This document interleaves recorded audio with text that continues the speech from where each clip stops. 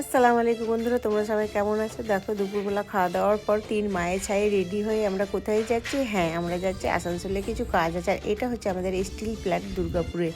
তো আসানসোলে যাব। আর যেহেতু আমি যে কাজের জন্য গেছিলাম সেই কাজটা হলো না, তাই ওখানে জুডিওতে ঢুকে ইচ্ছা মতো একটু শপিং করব ভাবলাম, কিন্তু কালেকশান খুব একটা ভালো ছিল না। তো যাই হোক, ভেতরে গিয়ে ভেতরটা ভালোই লাগলো, একটু মজা করলাম, একটু ফটো মটো তুললাম।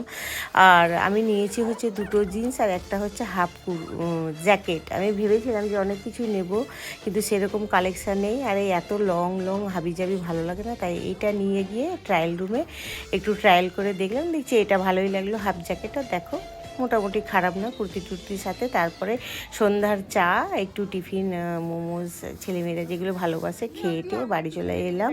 তো ভিডিওটা ভালো লাগলে লাইক কমেন্ট শেয়ার করবে, চ্যানেলটা সাবস্ক্রাইব করবে। আর সবাই তোমরা ভালো থেকো, টাটা, আল্লাহ হাফিজ।